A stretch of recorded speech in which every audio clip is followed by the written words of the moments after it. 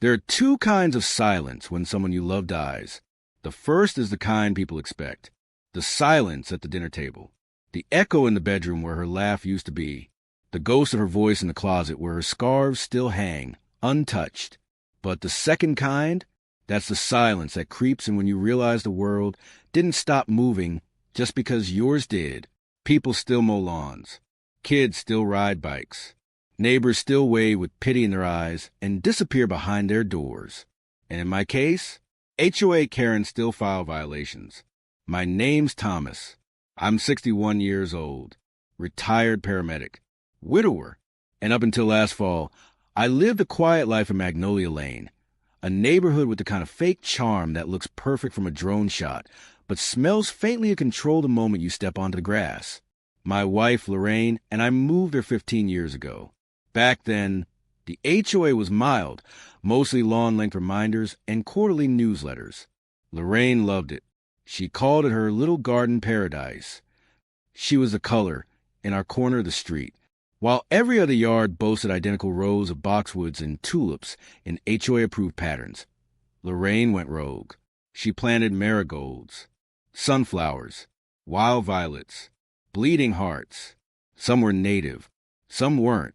All of them bloomed like they knew they weren't supposed to. She called them her rebellions. They're not weeds, she'd say. They're survivors.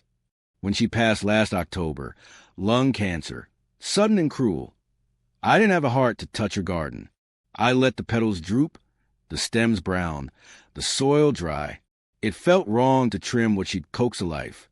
But one morning in early March, I woke up and found a single yellow daffodil pushing through the mulch. She'd planted those a spring before her diagnosis. I took it as a sign. And so I began restoring the garden. Not pruning, not rearranging, just reviving, watering, turning soil, replacing rotted stakes, clearing debris. I even added a little stone path using leftover bricks we'd saved from a patio project we never finished. It became my therapy until Pamela Vickerson, a.k.a. HOA Karen, decided to intervene. Pamela was a self-appointed sheriff of Magnolia Lane. Mid-50s, sharp bob haircut, always in beige slacks and pastel cardigans. She wore her HOA badge like a cop's shield, head of the beautification committee, a title she made up and forced into bylaws. She'd never liked Lorraine's garden. Too wild, too unregulated, too emotional. The first complaint came folded neatly in a manila envelope taped to my front door. Dear Mr. Patterson, your yard currently violates Section 3.4 of the Magnolia Lane Residential Agreement, specifically regarding unapproved plant species and non-uniform layout. Please remove the non-native plantings within 14 days. Failure to comply may result in fines. Pamela V., HOA Visual Standards Chair. No, sorry for your loss. No, how are you holding up? Just a list of infractions. I stood there in my front yard, envelope in hand, staring at Lorraine's daffodils like they were criminal evidence. That night, I poured myself a whiskey and sat on the porch, watching the wind rustle her sunflowers. I wasn't angry yet, just tired. The second violation came 3 days later, this time delivered by mail. Inside was a printed photo of my garden, circled in red Sharpie like it was a crime scene. She labeled the image, cluttered, non-conforming, visually inconsistent. This time, I laughed. She'd taken the photo from across the street, probably behind her oversized hydrangeas. I thought about ignoring it, about letting the fines come. I had savings. I didn't care. But Lorraine would have cared. Not about the money, not even about the garden itself. She would have cared that someone thought beauty had to be approved. So I wrote Pamela a letter. Short, direct, respectful. Dear Pamela, thank you for your notice. This garden belonged to my late wife. I've chosen to keep it alive in her memory. I will not be removing any plants. You're welcome to stop by and speak in person. Thomas Patterson. I mailed it the next morning. She didn't stop by. Instead, she sent a formal citation, $50 for a failure to comply. And that weekend, during a neighborhood stroll, she made her move. I was kneeling by the fence line, replanting some violets, when I heard the sharp click of her sandals. Thomas, she said, arms folded. Still working on your little jungle, I see. I looked up, dirt under my fingernails. Just bringing some life back. I said, Lorraine's flowers are coming up. Pamela sniffed. Lorraine always had unique taste, but you know the HOA prefers order, uniformity, harmony. She called them survivors. I said.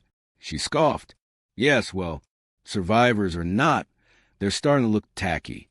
We're trying to maintain a certain standard here. And then she said it, the thing that flipped the switch inside me. Honestly, Thomas, she had heart, but her flowers were always a bit much. A little desperate, don't you think? Like she was overcompensating. I stood slowly, blood pounding in my ears. Excuse me? She raised her hands, mock innocent. Oh, don't be so sensitive. You know how Lorraine could be, always trying to make a statement. Some of us just prefer a more tasteful yard. I didn't say a word. I just turned, walked inside, and closed the door behind me. That night, I didn't sleep. I stayed up with a legal pad and a Sharpie, scribbling ideas, lists, costs. Not for revenge. For Lorraine. If Pamela wanted order, she'd get it, but on my terms. Because the next time she passed this house, she wouldn't just see a garden. She'd see a monument, and it would carry Lorraine's name. I hadn't sketched anything since Lorraine died. She was the artist. I was the one who fixed things, carried ladders, fetched tools. But that night, after Pamela dared call her garden desperate, I sat at our old dining table with a dull pencil and a blank sheet of graph paper, and I began to design, not just a garden, a tribute, something bigger, bolder, and too rooted in love for HOA pettiness to kill. I labeled it the Lorraine Patterson Memorial Garden. It was more than flowers. It would be structured like a park's edge, archways of vines, wildflowers arranged by season, a central stone with her name carved in it. No political banners, no flash, just beauty, a reminder that not everything has to be clipped and symmetrical to be worthy. By morning, I had something real. Crude lines, color codes, but it had life. I drove to the city zoning office to ask about permits. And here's the thing Pamela didn't count on. Public green spaces, special memorials, can override HOA restrictions. You just need the right paperwork, the right argument, and a little patience. So I got to work. And the first step? Turning my front lawn into a registered memorial garden. The clerk at City Hall, Linda, mid-40s with an iced coffee in one hand and a stapler in the other, blinked when she saw my application. You're registering a what? I nodded. Private memorial garden. In honor of my late wife. Fully funded. Non-commercial. Open for small public walkthroughs. On your lawn. Partially. I said, front and side yard. With signage, benches, and floor rotation. She raised an eyebrow, flipping the form. You're the guy from Magnolia Lane, right? The HOA circus. I nodded. She smirked. Heard about you. Your wife planted those sunflowers, right? Every spring. Her smile softened. Good luck. I'll fast-track this. I had no idea how much I'd need that luck. By the next week, word got around. Pamela showed up again, this time with backup. A man named Kent, the vice chair of the HOA board, and her favorite clipboard-toting sidekick. They walked up my driveway while I was unloading flower beds from my truck. Thomas, she said, with that sugary acid voice of hers, we've been hearing some concerning things. I didn't look up, just kept arranging pots. Word is you're trying to turn your yard into some kind of community attraction? Memorial, I said flatly, for Lorraine. Pamela gave a tight smile. We're all sorry for your loss, but this neighborhood wasn't zoned for exhibitions. Kent piped in. People are already talking. If everyone started naming their yards after family members, we'd lose cohesion. I finally turned and looked him dead in the eye. You mean if everyone planted something meaningful, we'd lose control? He blinked. That's not what I said. No, I replied. It's what you meant. Pamela stepped forward. Thomas, this will trigger consequences. Fines. Liens. We have rules. I pulled the city paperwork out of my back pocket and handed it to her. Preliminary approval from zoning. Formal designation pending. Once it's registered, HOA policy can't override it. Her lips thinned. You're exploiting a loophole. I smiled. I'm planting a garden. They left furious, and I got to work. It started small, border edging, brickwork, replanting Lorraine's old perennials. Then came the arbor, hand-built from cedar and painted soft cream like the gate we never finished together. I installed a small bench facing the road with a plaque. For Lorraine, whose flowers never followed rules. Neighbors started stopping by. At first, just a few. Mrs. Callahan from 3 doors down brought me lemonade and said, "My husband used to sing to our hydrangeas." I'm glad someone still cares like that. Then a teenager I didn't recognize helped me carry in a trellis and muttered, "My mom said you're cool. HOA sucks." Even Clarissa, the woman who found Marsh's threatening map in the trash weeks ago, came by with her toddler and walked the stone path I'd laid with Lorraine's favorite river rocks. "Feels like her," she whispered. But as support grew, so did the resistance. Pamela began her campaign. Flyers appeared in mailboxes. Is our neighborhood becoming a shrine? Preserve uniformity. Say no to chaos landscaping. Then came the door-to-door visits. "Did you know he's allowing people to walk on his property like it's a public park?" she asked one family. "Next thing you know, we'll have protest signs made of tulips," she joked to another. But the worst hit me one morning when I opened my mailbox. Inside, a fake obituary. Typed, folded, on pale pink paper. R.I.P. Magnolia Lane, once a neighborhood, now a nuisance. At the bottom it read, "Blame the flowers." I stared at it for a long time. Then I walked outside, poured myself coffee, and sat on Lorraine's bench. I didn't cry. I didn't rage. I just stared at the daffodils and daisies she once planted and thought, "You really don't understand love, do you, Pamela?" The next day, I called a local newspaper. They sent a photographer and a writer. And 2 days after that, the front page of the Sunday Lifestyle section read, "One man's garden blooms in memory and battles HOA backlash." The photo? Me on the bench, hand on a stone, surrounded by wildflowers, smiling faintly. Pamela lost her mind. She called an emergency board meeting. But she didn't know I had just been appointed to the beautification subcommittee by a 4-3 vote. And I had one item on the agenda: expansion of the Lorraine Patterson Garden to a shared HOA lot. Because guess what? The HOA owned a patch of overgrown dirt by the mailbox station. And now I had the signatures, the support, and the city's ear. Pamela couldn't stop it, but she was about to try.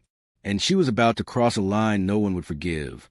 If Pamela couldn't stop me with citations, shame, or city interference, I knew what would come next. Sabotage. It was always the last move for people who lost every vote and couldn't bear to lose control. But even I didn't expect her to go this far. 3 nights after the article dropped, I woke to a message from Clarissa, 1:13 a.m. "Mr. Patterson, you might want to come outside. Something's wrong with the garden." I pulled on a jacket, slipped into my sneakers, and stepped out into the night, heart already sinking. The air smelled wrong. Not like rain or dew, like chemicals. And when I turned the corner toward the front yard, I stopped cold. The flowers, Lorraine's flowers, were wilted. Some weren't just drooping. They were dead, burned at the leaves. The once rich purple and yellow beds looked like they'd been dipped in vinegar and fire. I fell to my knees at the edge of the path, crushed petals under my palms, and just stared. She'd done it. She, or someone working on her behalf, had sprayed herbicide across the entire front section. Not from a small can, from a tank. Someone had treated Lorraine's memorial garden like a weed-infested sidewalk. Clarissa appeared beside me, arms wrapped tightly around her toddler, voice barely above a whisper. I saw a truck. White. No logo. Parked near the hydrant. I didn't think anything of it until the smell came. I nodded. My throat burned, but not from the chemicals. From the memory. Because Lorraine loved those flowers like children. She used to hum while watering them. She used to name them. She used to say, "Even if I'm gone one day, I want the bees to remember me." And now someone had salted that memory. On purpose. I stood up, fists clenched. Security footage? Clarissa shook her head. "We have that street cam the HOA installed 2 years ago." But she trailed off. Of course. Pamela had pushed for that camera. She controlled access to it. So I went inside and called a non-emergency police line. The officer came, took a statement, took photos, but without a witness or footage. Not much we can do. I nodded. I expected that. So instead, I took samples of soil, sent them to a private lab, and while I waited, I did what Lorraine would have done. I replanted. It hurt, pulling up dead roots, reworking soil, laying new seed, but it gave me something to do with my grief, with the rage that had built since that first folded violation letter. But I wasn't just replanting. I was preparing, because the next HOA board meeting was in 4 days, and I had plans. Thursday arrived. Pamela was already seated at the head of the folding table, pearls on her neck, smugness on her face. She always wore beige when she wanted to feel powerful. Arthur sat beside her, looking uncomfortable. Melissa and Raj offered me small, sympathetic nods as I took my seat, this time at the board table. Newly appointed beautification subcommittee member. I pulled out a file folder, neatly labeled, thicker than hers. Arthur opened the meeting. First order of business. Recent damage to the Patterson Memorial Garden. Pamela interrupted. "Actually, I'd like to question whether the damage qualifies as vandalism. Some neighbors expressed concerns that the garden is..." I held up a hand. "Before you speak, Pamela, I have evidence to present." I opened the folder and slid forward 3 documents. A copy of the soil lab report, confirming glyphosate-based herbicide at toxic levels. A printout of Clarissa's sworn witness statement, and a subpoena request for HOA security camera access, filed by my attorney. Pamela's eyes flickered. "You can't subpoena the HOA." I smiled. "Actually, I can, if the HOA camera may have recorded a crime, and the board refuses to release footage. It becomes obstruction." Arthur raised his eyebrows. "Pamela, do you have the footage?" She stammered. "It was temporarily lost. The system glitched." "Glitched?" Raj repeated. "How convenient." Melissa leaned in. "Can we confirm that?" I slid over a final page. The company who installed the camera sent me an automated system log. The footage was manually deleted between 2:17 and 2:21 a.m. from an account registered under Pamela Vickerson. Silence. Pamela flushed. "That's impossible." "I didn't. Someone else could have." Arthur stood. "Pamela, this isn't just a violation of board ethics. This is criminal interference." Raj followed. "We need to vote. Immediately." Pamela rose from her seat. "You're all letting him ruin this neighborhood with his drama and sob stories. Just because his wife liked messy flowers doesn't mean we all have to live in a jungle." That was it. She said it out loud, in front of everyone. Arthur stared at her. "You're done." The vote to remove her? Unanimous. She stormed out, muttering something about lawyers and landscaping tyranny. I didn't follow her. I stayed behind and handed each board member a small white envelope. Inside, a formal proposal to convert the empty HOA-owned dirt lot near the mailbox station into a permanent, registered community garden, with one condition, that it be named the Lorraine Patterson Garden of Resilience. The vote passed, 7-0, and the first donation came from Mrs. Callahan, an old wind chime Lorraine had once complimented 10 years ago. We hung it from the new archway at the garden's edge. It caught the wind and sang. And for the first time since that first flower bloomed after her death, I felt like she was home. But as the new garden rose, a letter arrived and signed, folded in a pink envelope. You may have won the board, but some of us remember what this neighborhood used to be. Don't get comfortable. The envelope sat on my kitchen counter for an hour before I opened it. Not because I was afraid. No, fear had long since burned out. But because I was tired of letters, threats, and people hiding behind initials and neighborhood nostalgia like it was a shield for cruelty. But I opened it anyway. The message inside wasn't typed this time. It was handwritten, black ink, neat, sharp cursive that looked oddly familiar. You may have won the board, but some of us remember what this neighborhood used to be. Don't get comfortable.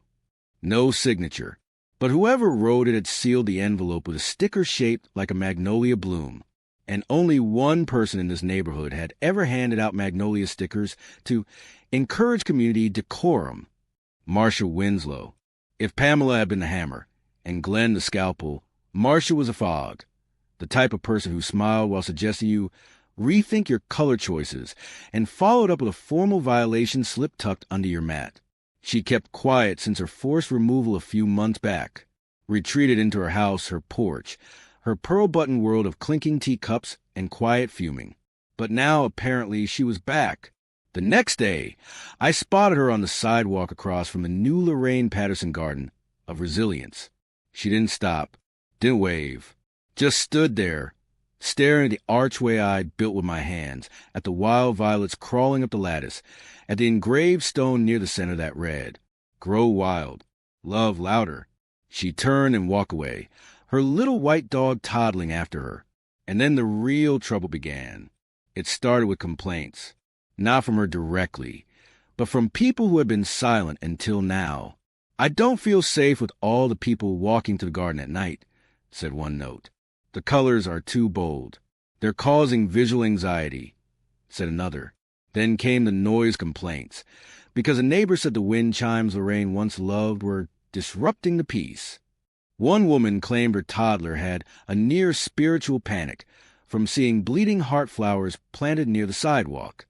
At first, I laughed, until I got word from Arthur that someone had filed a motion for a beautification reevaluation of the garden project, citing unmonitored foot traffic, allergen concerns, and aesthetic disharmony.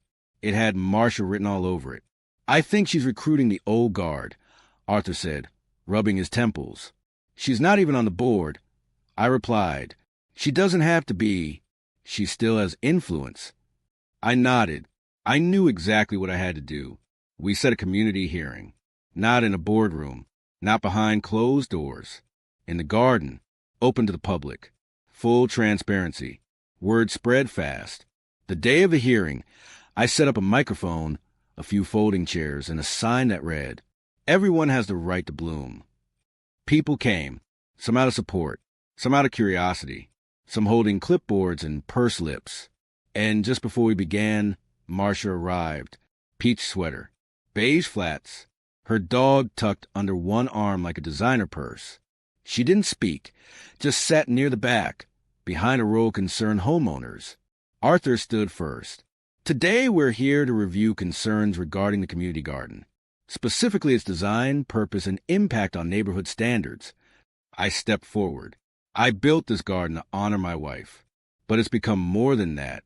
It's become a place where people stop, reflect, and feel something, where children learn names of flowers not found in manicured lawns, where stories are traded between strangers." I paused, and apparently where a few people feel visually threatened. Light chuckles from half the crowd. Then a woman stood, thin, pale, holding a small binder. "I'm Sarah," she said. "Lot 11. I filed a complaint about the chimes. My son has autism, and sometimes the sound, he doesn't react well." I felt my chest tighten. "I didn't know," I said honestly. She nodded. "I don't want the garden gone. It's beautiful. I just didn't know who to tell." "I can adjust the chimes," I said, "or even remove them, if it helps." She smiled, almost surprised. "Thank you." Next, an elderly man stood. "I'm Gerald, Lot 3. My late wife planted sunflowers every year, and they told me to dig them up 3 years ago." He looked at Marcia, said they were too tall. He pointed to the garden. These are what this neighborhood needs. Not clipped hedges and flower boxes from catalogs." Another woman stood, then another, then a teenager. What followed was an hour of testimony, people sharing what the garden had meant to them. Some had never spoken in meetings before. Others had lived in the neighborhood for 20 years without knowing anyone's names. And then, finally, Marcia stood. "Thank you," she said flatly. "I'd like to respond." Arthur hesitated, then nodded. She walked slowly to the mic. "I have lived here for 34 years, she said, "and I have watched this neighborhood lose its identity. What was once pristine, polished, and orderly has become loud, messy, emotional." She glanced at me. "Gardens are not places for grief. They're not therapy. They are accents, features, subtle." She looked out at the crowd. "This may look like kindness, but it's chaos. It encourages others to break rules under the guise of feeling. And Magnolia Lane was never about feeling. It was about form." Silence. Then someone in the back muttered, "You sound like a villain in a Disney movie." Laughter erupted. Someone clapped. Then another. Marcia flushed. I knew this would be a circus. She stormed off. The motion? Defeated. Unanimously. As the crowd dispersed, Clarissa approached. "I guess the garden wins again," she smiled. I nodded. But deep down, I felt it. This wasn't over. Because 2 nights later, just after 2 a.m., I heard a crack outside. A low pop, followed by silence. I grabbed a flashlight, walked the path toward the bench beneath the arbor, and there I found it. The wind chime. Smashed. Not fallen. Not broken by wind. Smashed. And beside it, written in chalk on the stepping stone, "You were warned." The pieces of the wind chime lay like bones beneath the arbor, twisted copper rods, shattered glass beads. The small silver tag that once read Lorraine's song cracked right down the middle, and just beside the wreckage, written in messy, deliberate white chalk on my stone path, "You were warned." I didn't need a surveillance camera to know who'd done it. No signature, no initials, but the message reeked of Marcia, or someone emboldened by her passive-aggressive sermons. The same petty energy that fined people for flag placement or door reads had now escalated into open intimidation. But this was no longer just HOA drama. This was a hate crime against memory. I sat on the bench, flashlight resting on my knee, and just breathed. It would have been easy to rage, to shout, to stomp across the street and demand answers. But Lorraine hated yelling. She believed in stillness, quiet rebellion, seeds planted in spite of drought. So I sat there, let the silence wrap around me. And then I got up, swept the shattered pieces into a small box, and placed it on the bench. I took a photo, posted it online. The caption? "To whoever smashed the wind chime in Lorraine's garden, you didn't silence anything. Her name will still ring through every petal here. And now, the whole city will know it." By sunrise, the post had over 3,000 shares. Neighbors, strangers, even a local councilwoman reshared it with a message. Grief is not graffiti. Beauty is not a violation. An hour later, the doorbell rang. It was a reporter, then another, then the local CBS affiliate. I stood in front of the garden, wind chime pieces in hand, and told the truth about Lorraine, about Pamela, about Marcia, about the letters, the herbicide, the smashed bench, about how a grieving man just wanted to keep his wife's memory blooming, and how some people couldn't stand it. The interviews aired that night, and while the neighborhood buzzed, the HOA board received 43 emails, not just from residents, but from people outside the community demanding accountability. The next morning, Arthur called me. "You need to see this," he said. I arrived at the HOA office just after noon. He slid a manila folder across the table. Inside, a petition, signed by 30 homeowners, over half the neighborhood, calling for a special vote to amend the HOA bylaws to make memorial spaces permanent and protected, the appointment of a memorial and green spaces representative, and a permanent ban of Marcia Winslow from all board-affiliated activities. "She's denying it, of course," Arthur said. "But between this and the soil sabotage, people are done with her." I nodded slowly. "About time." He leaned in. "You should be that representative." I blinked. "What?" He smiled. "You made people care about gardens again, about community again. You didn't just plant flowers. You planted a movement. I laughed. You're laying on thick, Arthur. He didn't smile. I'm serious. That night, I thought about it, long and hard. I'd never wanted power. Lorraine and I used to laugh at the HOA emails, mocking their fake authority. But something had shifted. What started as preservation had become resistance. What began with one man defending daffodils was now a growing force demanding beauty on its own terms. And if I didn't step up, people like Marsha would always be waiting, clipboards ready to erase it all. So I said yes, and the vote was set. But of course, Marsha wasn't done. She always had one more play. This time, she called the city zoning office, tried to claim that Lorraine's garden attracted unpermitted gatherings, violated sidewalk access laws, and her favorite, disrupted visual continuity of a neighborhood's architectural rhythm. She used legal terms like a sword, but what she didn't know was that the same CBS reporter who'd covered the vandalism had also interviewed the city councilwoman who'd seen my post. And that councilwoman was on the zoning board. The call didn't go how Marsh expected. Instead of shutting down the garden, the city issued a commendation, praising it as a model of personal legacy design and offering a small grant for signage and preservation. When I got the letter, I framed it, hung it beside the archway. The following week, the community gathered once more, this time for a vote, tables, ballots, a clear box.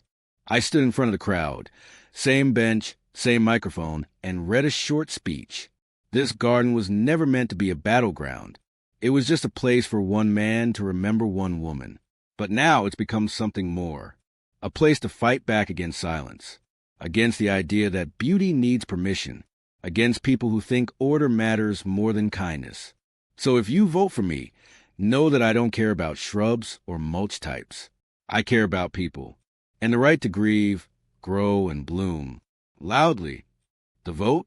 Unanimous. Marsha's ban? Passed. She was now permanently barred from holding or advising any HOA-related position. As for the new role, I accepted, not for status. For Lorraine. That weekend, we held a dedication. Families came. Children drew chalk flowers on the sidewalks. A young man played violin. Someone donated a new wind chime, engraved this time in brass. The wind may blow, but she will bloom again. I stood near the arbor, watching it all, when a woman approached. Mid-30s, soft voice, red eyes. Hi, she said. I'm sorry to bother you. I lost my sister last year. Cancer. She loved zinnias. Do you think I could plant one here? I smiled, handed her a trowel. Anywhere you'd like. Because that's what the garden had become. Not mine, not just Lorraine's, but everyone's.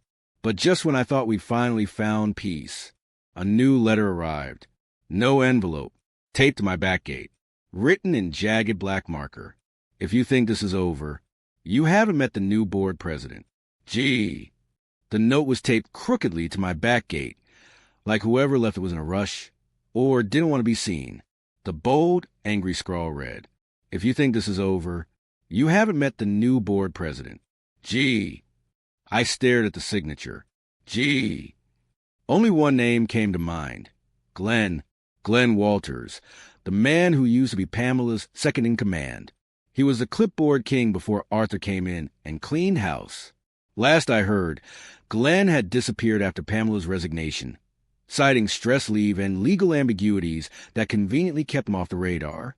Apparently, Glenn was back, and if this letter was anything to go by, he had a plan. I didn't waste time. I called Arthur. I thought you said Marsha was the last one. I said she was, until 3 people on the board resigned last week. Glenn must have slid in during the reshuffle, and no one thought to tell the garden rep. You're not technically on the HOA board. Then maybe I should be. Arthur paused. We can't change the bylaws mid-year, but I can request a shadow seat. You'd sit in on meetings. No vote, but visibility. Good. I want eyes on everything. Because if Glenn was back, this wasn't just about Lorraine's garden anymore. This was about control.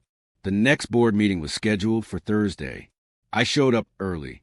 Glenn was already there, set her seat at the long table. wearing a navy blazer with a tiny Magnolia Lane HOA pin on his lapel like he was running for Congress. His smile was plastic. His eyes scanned me like I was a leak in the ceiling. "Welcome," he said.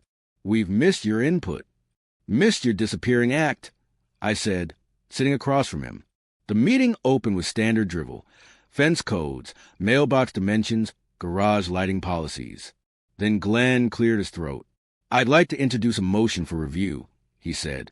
Item 6A, the Lorraine Patterson Memorial Gardens public use status. My heart kicked.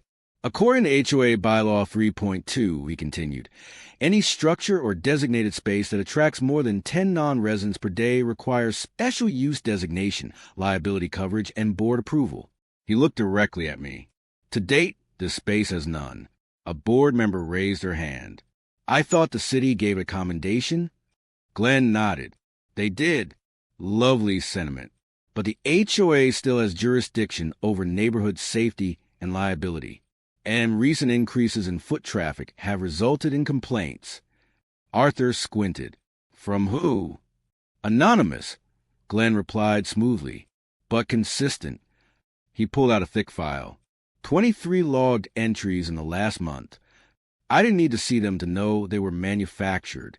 Every rustling leaf, every car parked too long, every teen taking a selfie among the flowers. Suddenly a threat to the community. Glenn was weaponizing order again, but I came prepared. I stood. For the record, the city councilwoman who commended the garden is willing to speak on its behalf. And as of yesterday, I filed paperwork to establish the garden as a nonprofit community landmark, recognized under local beautification programs. Arthur's eyes widened. You did. Submitted the packet last night. Glenn blinked. That circumvents HOA jurisdiction. Exactly. And once approved, any action taken to remove, restrict, or alter the garden becomes a violation of Civic Protection Code 109.3. Glenn's jaw twitched. I smiled. But you're welcome to keep playing whack-a-mole with anonymous complaints. I'll just keep planting flowers. The room fell silent. Then a board member chuckled. Honestly, I wish my husband defended our yard like that. Another added, maybe we should start a gardening club. Glenn said nothing for the rest of the meeting, but I knew him. This wasn't over. Sure enough, 2 days later, I found yellow caution tape wrapped around a garden fence. A sign stapled to the post read, under review, hazardous pollen levels. No contact name. No logo. Just the HOA seal. I called the city. They didn't authorize it, which meant Glenn had taken matters into his own hands. I posted another photo. Another caption. When memories become a hazard, you know the problem isn't the garden. It's the people who can't bear to see it thrive. It exploded online. Again, hundreds of comments. Photos. People showing up with lawn chairs and picnics to protest the pollen. Even better, a local allergist saw the post and responded. There's no such thing as hazardous pollen levels from zinnias, violets, or marigolds. They're some of the lowest pollen producers in horticulture. I printed that email and taped it to the caution sign. Glenn didn't take it well.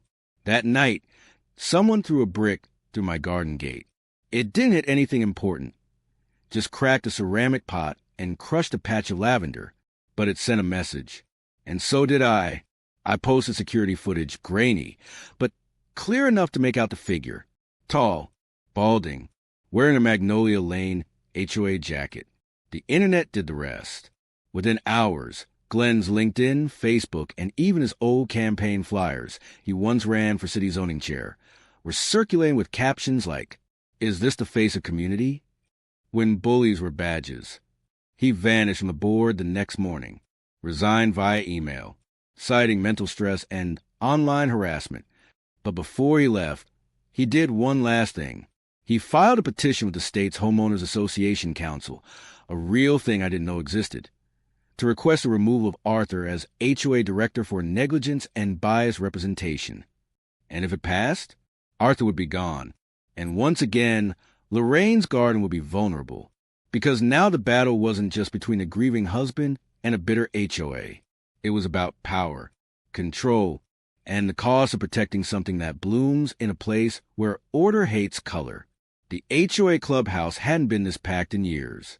Not even during the dog poop ordinance debate of 2019. Not during the great Christmas light ban hearing. And certainly not during the time someone tried to outlaw basketball hoops because they looked too urban. Tonight was different. This wasn't just a meeting. It was a showdown. At the heart of the room was a long fold-out table draped in a cheap Magnolia Lane HOA banner. Behind it sat 5 HOA board members, arms folded, eyes narrowed, trying to look impartial. And in the center seat was Arthur, flanked by 2 empty chairs, one still bearing a nameplate. Glenn Walters vacated. On the opposite side of the table sat a woman with a stiff bun, glasses chained to her neck, and an expression carved from pure lemon rind. Her name was Mrs. Harper, a representative from the state HOA council, and the person tasked with reviewing misconduct allegations against Arthur. "I'm here to ensure a proper process is followed," she said in a nasal tone that made every sentence feel like a punishment. And just behind her, like some bad smell that wouldn't fade, sat Marcia Winslow. Yeah, that Marcia. She'd been ousted, banned, embarrassed. But somehow, she had weaseled her way into becoming the official complainant liaison for Glenn's last-minute petition. She wore a smug navy skirt suit and a button that read, "Restore order, restore beauty." I nearly choked on my water. Arthur stood and cleared his throat. "Thank you all for coming. Tonight, this special session will determine whether I, as elected HOA director, will be removed based on allegations submitted anonymously, primarily by one Glenn Walters." He paused. "These allegations claim I acted with bias in allowing the Lorraine Patterson Memorial Garden to operate outside of HOA jurisdiction, failed to report increased foot traffic, and neglected safety violations." I sat silently in the front row, feeling a lump form in my chest. This wasn't just about Arthur anymore. It was about everything we'd built since Lorraine passed. Every bench planted, every wind chime hung, every blossom nurtured in the face of HOA tyranny. The hearing dragged on. Marcia read from a 3-page list of incidents. Everything from children climbing trees unsupervised to non-resident yoga sessions on Sunday mornings. Mrs. Harper scribbled notes with the gravity of a Supreme Court judge. Arthur, to his credit, remained calm. He presented the commendation from the city, the email from the allergist, even the crime report from the night Glenn vandalized the gate. Then it was my turn. I wasn't formally invited to speak, but Arthur gave me the nod. I stood. I don't have a title, or a clipboard, or a badge. I'm not a lawyer or a councilwoman, or even a particularly good gardener. A few people chuckled. I held up a small box. Inside it was a shattered remains of Lorraine's wind chime. But I know what love looks like when it's buried in soil. I know what healing sounds like when the wind blows through chimes. I know what grief feels like when it's mocked, fined, and trampled on by people who are afraid of anything that doesn't follow the rules they wrote for themselves. Marcia shifted uncomfortably in her seat. And I know this. Arthur stood up when no one else did. He didn't just defend the garden. He defended dignity, kindness, color in a neighborhood that spent too long painting everything beige. Silence, then soft claps, and then standing applause. Not just from my neighbors, from strangers, from the mailman, from the teenager who once tagged a mailbox and now volunteers every Saturday to water the violets. Even Mrs. Harper raised an eyebrow. After a beat, she adjusted her glasses and looked toward the board. "Thank you," she said curtly. "Based on the presented evidence, I see no violation of bylaws or misuse of authority. In fact," she tapped her pen thoughtfully, "if every neighborhood had a director like Mr. Arthur, we'd probably have fewer complaints and more gardens." Marcia's face turned tomato red. "However," Harper continued, "I do recommend one amendment." Everyone leaned in. That the Lorraine Patterson Memorial Garden be formally recognized under HOA bylaws as a protected community landmark, with its own committee, budget, and development plan. The room erupted. I couldn't breathe for a second. Arthur turned to me, eyes wide. "Yeah." I whispered. She did. Outside, I found Marcia in the parking lot, clutching her binder like a wounded soldier. She glared at me. "You think this is over?" I didn't smile. "I think it's finally starting." As I walked back toward my house, something caught my eye under the soft glow of the garden lights. Beneath the archway we'd rebuilt, someone had placed a single pot, bright yellow tulips. No note, no card, just a quiet offering. And in that moment, I knew Lorraine was still blooming. But then I got home, and sitting on my porch was a box. No return address. Inside it, a dead bouquet, roses wilted and blackened, and beneath it, a note, "One bloom dies at a time. See you at the dedication." The smell hit me first. Faint but sharp, wilted petals. Decay. The kind of scent that doesn't come from flowers, but from spite. I stared at the dead bouquet in the box. Dozens of blackened roses, each one crisped to the edges like it had been held to flame. The note lay beneath them, its ink smeared but legible. "One bloom dies at a time. See you at the dedication." If this was supposed to scare me, it didn't. If anything, it told me I was winning, that the garden mattered, and that whoever G was, or who they were hiding behind now, wasn't done losing yet. The dedication was scheduled for Sunday. The whole neighborhood knew. Flyers had gone out. Local news was covering it. Even the mayor's office sent someone to confirm attendance. But now, there was the uneasy sense that something might go wrong. Still, we moved forward. The day arrived like a blessing. Clear skies, a soft breeze, and sunlight that made every flower look like it had just been painted. Arthur helped set up the chairs. Volunteers laid down a small brick pathway leading to the central arbor, where a new plaque stood ready, its cover draped in purple cloth. And then they came. Dozens at first, then hundreds. Not just neighbors. People from other cities, from schools, from online communities who saw our story and wanted to be part of something beautiful. They brought bouquets, candles, folded paper hearts. Some wore T-shirts that said, "Let her garden grow." A little girl clutched her mother's hand and whispered, "Mommy, are these angel flowers?" And suddenly, I felt Lorraine beside me, not in memory, in presence, like she had stepped into the wind and settled in the petals, humming softly in the chimes that now gently swayed from the arbor above. I took my place at the microphone, cleared my throat, and spoke. I once thought gardens were just about planting things, about colors and textures, and watering at the right time.